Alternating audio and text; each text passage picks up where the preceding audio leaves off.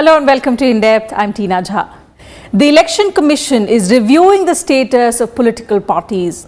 Based on their performance in the last two elections, the board panel last week issued notices to three political parties, the CPI, the NCP and the Trinamool Congress. All three parties have been asked to explain why their national party status should not be revoked. Now, according to the Election Symbols Reservation and Allotment Order of 1968, a political party can be recognized as a national party if it fulfills certain conditions. What are these criteria?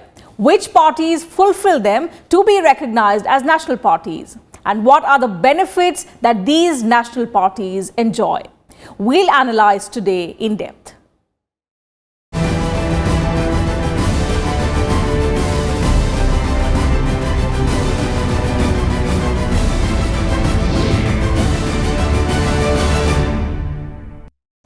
Based on the criteria mentioned in the Election Symbols Reservation and Allotment Order 1968, the Election Commission lists political parties as a national party, state party or registered unrecognized party. In the year 2016, the Commission altered the rules to expand the assessing period of political parties' performance to two elections. It could be one general election and one state election, or two general elections or two state elections after the one in which the party was granted a national party or regional party status. Prior to 2016, the poll panel used to assess the eligibility based on the performance in just one election. Now, in this report, let's try and understand why three parties, NCP, TMC and CPI, have been served notices by the poll watchdog. Three recognized national parties, the Nationalist Congress Party, the All India Trinamool Congress and the Communist Party of India, face the prospect of losing their national party status following their performance in the Lok Sabha election. Last week, the Election Commission issued a show-cause notice to the three parties, asking them why their status should not be revoked. The three parties have been given time till 5th of August to respond to the poll panel's notice. According to the Election Symbols Reservation and Allotment Order 1968, a political party can be recognized as a national party if its candidates secure at least 6% of votes polled in 4 or more states in Lok Sabha or Assembly elections. And in addition, it has at least 4 members in the Lok Sabha. It also should have at least 2% of the total Lok Sabha seats, and its candidates come from not less than 3 states. The Communist Party of India is one of the oldest national parties at present. It has fought on the same corn and sickle symbols since independent India's first election in 1951-52. But the party won only 2 seats in this year's parliamentary elections, both from Tamil Nadu. In 2014, the party had won just 1 seat. Besides, the party is also unable to meet the criteria in Tamil Nadu, Manipur and West Bengal. The party became insignificant in Tamil Nadu and West Bengal as it managed to win only 1 seat each in the 2016 assembly polls. In Manipur, it failed to open its account in the 2017 assembly polls. In Kerala, it won 19 seats in the 2016 assembly elections. So except Kerala, the CPI does not fulfill the criteria in the rest of the states to be considered a national party. The All India Trinamool Congress won 34 seats in the 2014 Lok Sabha polls, but managed to retain only 22 in the general elections held earlier this year. Besides, in the 2017 Manipur Assembly polls, the party managed to win only 1 of the 60 assembly seats, securing just 1.4% votes. In Arunachal Pradesh, the party contested the 2009 assembly elections for the first time and won 5 of the 60 seats. However, in the 2019 assembly polls, the party did not field any candidates. During the Assam assembly elections in 2011, the Trinamool Congress contested on 103 of 126 seats, but won only 1. And in the year 2016, it failed to win any seat. In the 2018 Tripura assembly polls, the party contested on 24 seats but failed to win any, securing just 0.3% vote share.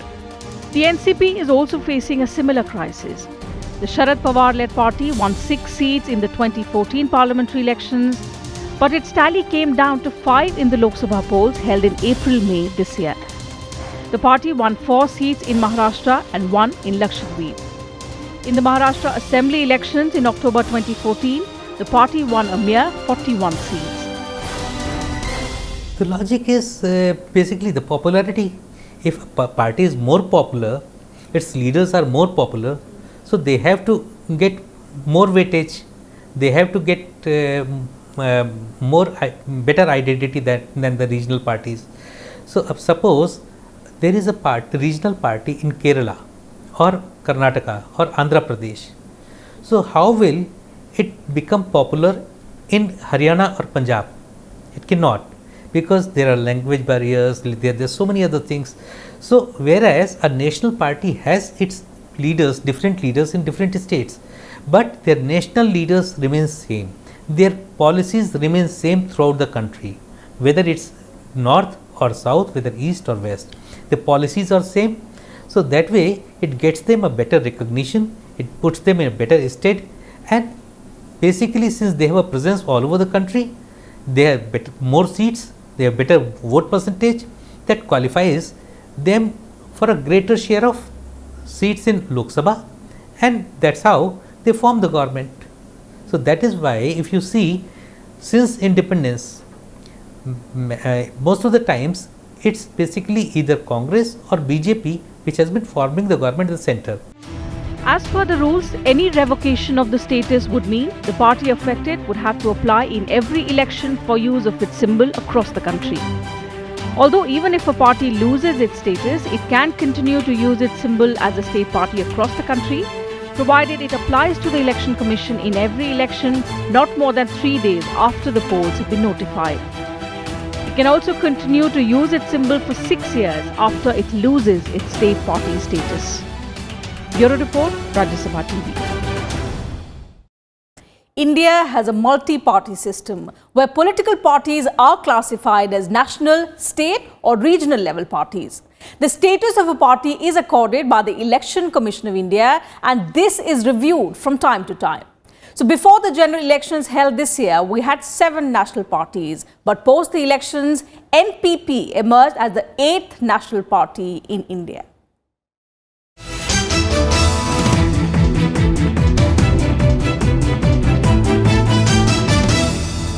Despite the presence of so many parties, very few make their presence felt at the national level.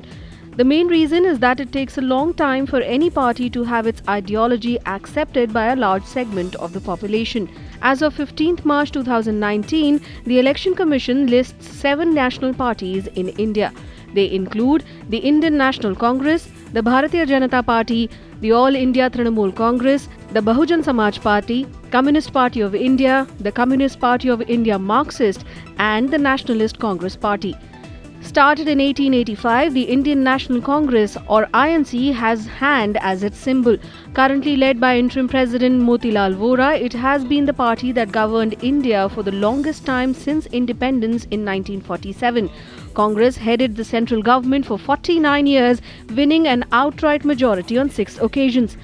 Started in 1980, Bharatiya Janata Party is a right-wing party with the lotus as its symbol. JP Nadda is its national working president. As of 2018, it is the country's largest political party in terms of representation in national parliament and state assemblies. It is also the largest party in the world in terms of primary membership. Started in 1984, the Bahujan Samaj Party is led by Mayawati. By vote share in the 2014 general election, it is India's 3rd largest national party, even though it did not win any seats in that Lok Sabha. Its election symbol is an elephant. Started in 1925, the Communist Party of India is led by Suravaram Sudhakar Reddy. It is the oldest communist party with the ears of corn and a sickle as its election symbol on a red-coloured flag. The CPI is known as the party of peasants, farmers and labourers. The Communist Party of India Marxist was started in 1964. Currently led by Sitaram Yechuri, the party emerged from a split from the Communist Party of India in 1964. Its election symbol has a hammer and a sickle intersecting each other. The Nationalist Congress Party was started in 1999.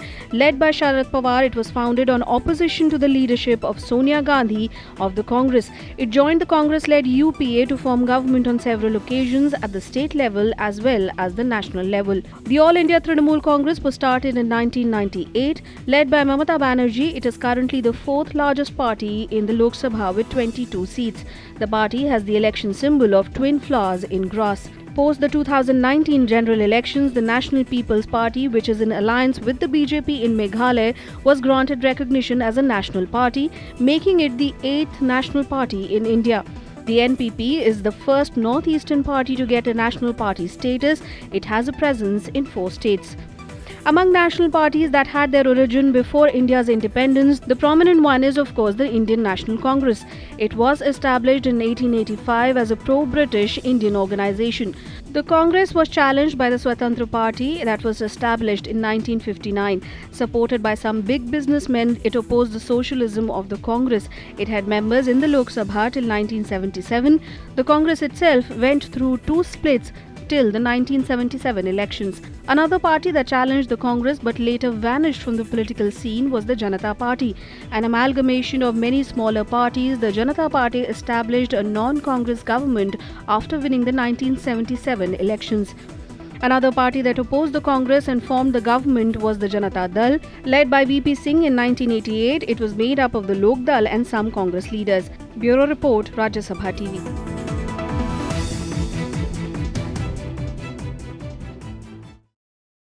Time for a short break on the program. When we return, we'll talk about the criteria that a political party must fulfill to be recognized as a national party. Do stay with us.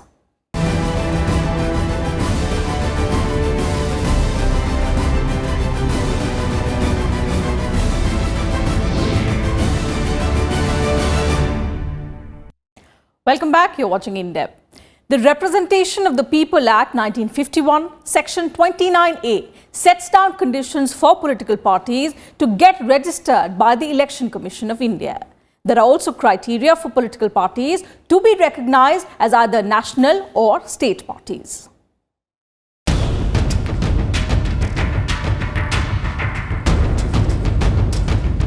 Any Indian registered voter more than 25 years old can contest elections even without forming a party. Similarly, associations can also contest elections without getting registered, but they will not be identified as political parties, will also not get any benefits under the provisions of the Representation of the People's Act 1951. These benefits include parties being able to accept voluntary contributions offered by any person or company other than a government company. Apart from this, candidates of registered parties get preference in allotment of election symbols.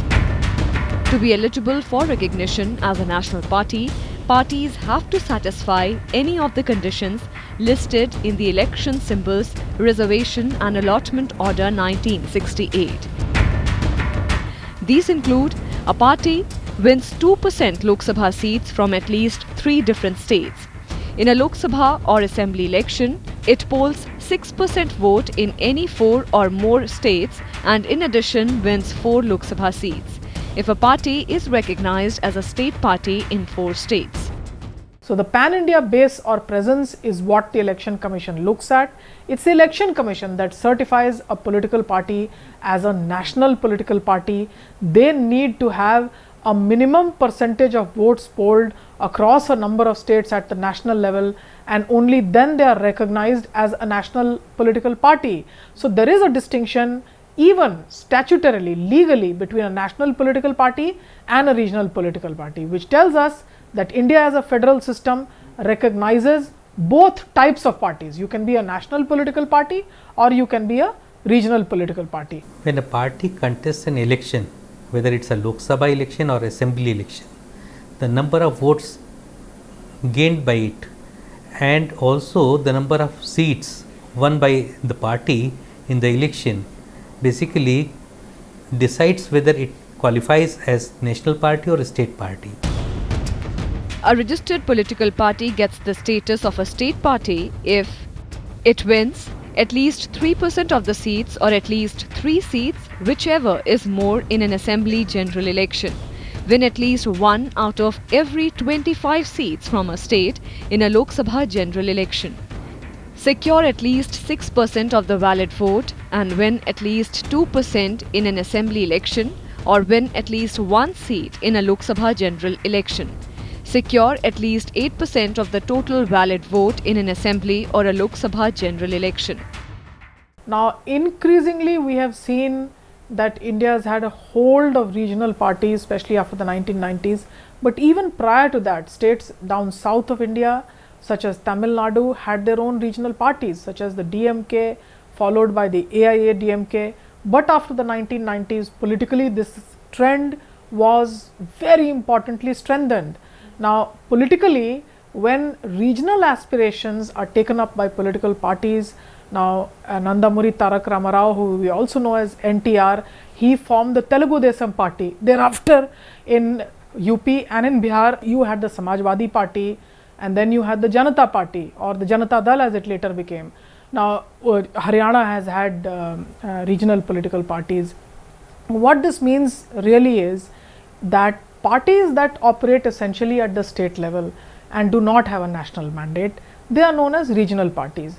Now, many of these regional parties, for example, a Samajwadi party, for example, also tries to fight elections in Bihar.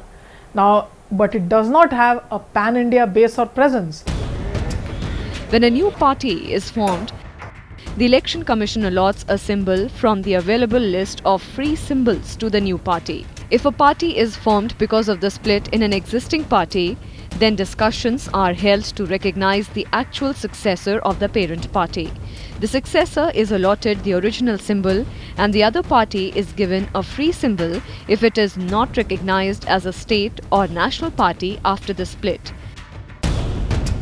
The Election Commission of India can't deregister parties for violating constitution or breaching undertakings given at the time of registration.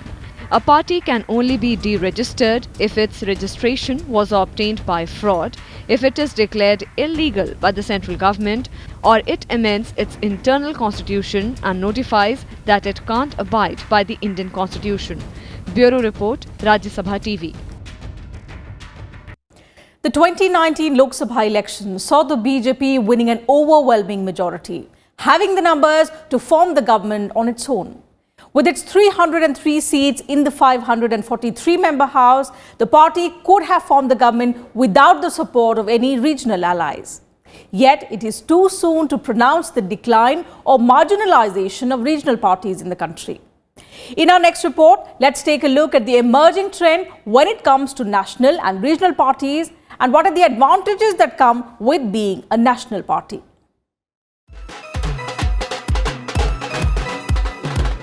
When the BJP won 303 Lok Sabha seats in the recently concluded general elections, it was only the second time in decades that a lone party had been in a position to form the government. The first time had been in 2014 with the same party. Even though it formed the government as part of the National Democratic Alliance, its dominance has been established. The overwhelming win of the BJP, however, does not undermine the dominance of regional parties in states. The numbers are there for all to see. After the BJP's 303, the second largest party was the Congress with 52 seats in its kitty. The third largest party in the 17th Lok Sabha is the DMK, a regional party from Tamil Nadu, followed by Andhra Pradesh's YSRCP and TMC with 22 seats each. In fact, of the top 10 parties, only 4 have the national party tag. Of the rest of the 6 regional parties, the DMK, the YSRCP, Shiv Sena, the Janata Dal United, the Biju Janata Dal and the TRS, all but 2, the BJP and the TRS, increased their tally as compared to the 2014 elections. The recent mood of the electorate and the citizen, however, has been to have clear majorities with national political parties, and there does seem to be somewhat an anti-sentiment against regional political players also. The one difference is that the TRS under KCR in Telangana has done well. We've also seen that Jagan Reddy's political party has done well in the old state of Andhra Pradesh. Tamil Nadu still continues to be in the hold of regional political parties, but all over the north, for example, the regional political parties are not doing very well. Well, we are going towards a one party dominant system, but in reverse now. It's the BJP which is in dominance and the Congress is in decline. It can be said to be a two party system, but it is not a stable two party system, because the base of voters has shifted large scale to the BJP. So there is no captive vote bank with which the Congress party can claim to be a big national party, and they have barely qualified to be a national political party in this election. So things are not easy for them. So political parties represent social interests, they represent citizen voice. They do so very differently in different countries, and India is a unique democracy. It's a very large democracy. It is a democracy of very poor people. It is also a democracy that has had a history of colonialism. So we need to understand India differently from these other countries. With the Election Commission notice to 3 recognized national parties asking why their status should not be revoked, the question arises as to what are the advantages of being recognized as a national or state party.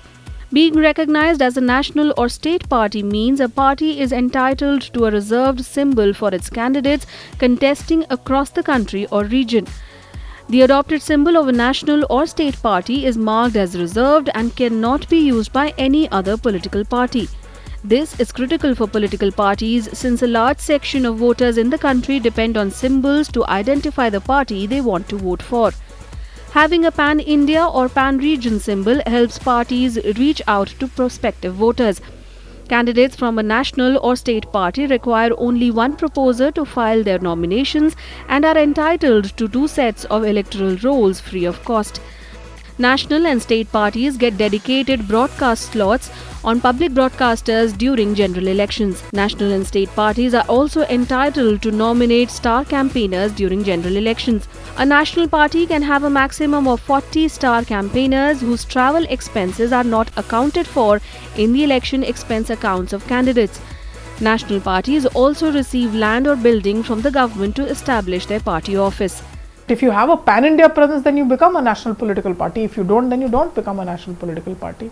And if you don't have a pan-India presence, then you remain a regional political party. And obviously, national political parties have far greater advantages in electoral competition also, especially with the Election Commission now keeping a very close tab on the expenditure that you can make in elections. Regional political parties are definitely at a lot of disadvantage. National party, because you get one symbol wherever you contest in India. So from J&K up to Kerala and from Arunachal to Gujarat, the party gets only one symbol, whereas state parties gets same symbol in one state, and if he wants to contest in another state, it has to contest on a different state, different symbol. So that way, national parties recognition is better. So wherever you go, you say that this is my symbol, whereas a state party has to basically face identity crisis when it contests in some other state. The general elections of 2014 and 2019 have seen an increased number of candidates and political parties participating. However, the votes appear to be concentrated on a relatively small number of core parties. This points towards less fragmentation, weaker electoral competition, but a more popular voter participation. If this trend continues in future elections, India may well be moving into a new era of electoral politics with dominance of just a few parties throughout the country. With inputs from Leena Sharma, Bureau Report, Rajya Sabha TV.